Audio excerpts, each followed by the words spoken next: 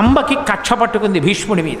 నా జీవితం పాడు చేసిన వాడు భీష్ముడే అని కక్ష పట్టి పరశురాముడు ఉన్న చోటికి తన మాతామహుడు అంటే తన తల్లి తండ్రి గారిని తీసుకుని వెళ్ళింది. వెడితే ఆయనకి పరశురాముడితో అనుబంధం ఉంది. పరశురాముడు చూశాడు, అమ్మా నీ తాత ఎటువంటి వాడో నేను అటువంటి వాడిని చెప్పమ్మా, నీకే కష్టం వచ్చిందన్నాడు. మీ శిష్యుడు భీష్మాచార్యుల వారు ఇంత పనిచేశారు. నన్ను మా నాన్నగారు స్వయంవరం ప్రకటిస్తే బలవంతంగా రాజుల్ని ఓడించి తీసుకుపోయాడు. నన్ను ప్రేమించినటువంటి సాల్వభూపతిని కూడా ఓడించాడు. దానివల్ల ఇటు సాల్వుడు చేసుకోలేదు, అటు విచిత్ర వీర్యుడు చేసుకోలేదు, భీష్ముడు చేసుకోలేదు. నా బ్రతుకు ఏమిటండి? విచిత్ర వీర్యుడు పెళ్లి చేసుకుంటే నీకు సమ్మతమేనా అన్నాడు. సమ్మతమే.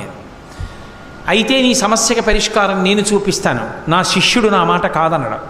కాదన్నాడో వాడి కుత్తుక కోసేస్తాను, నాతో నిలబడలేడు యుద్ధంలో, కాబట్టి బయలుదేరు నాతో అన్నాడు. గబగబా బయలుదేరాడు. హస్తినాపురానికి వచ్చి భీష్ముడికి కబురు చేశాడు, గురువుగారు వచ్చారు రమ్మంటున్నారని. గబగబా పుష్పపాత్రలు అర్ఘ్యపాత్రలు అన్నీ పట్టుకున్నాడు. గురువుగారి దగ్గరికి వెళ్ళాడు. గురువుగారి పాదాలు కడిగాడు, అర్ఘ్యం ఇచ్చాడు, పూజ చేశాడు, అన్నీ చేశాడు. గురువే పరమ సంతోషాన్ని పొందాడు శిష్యుడిని చూసి.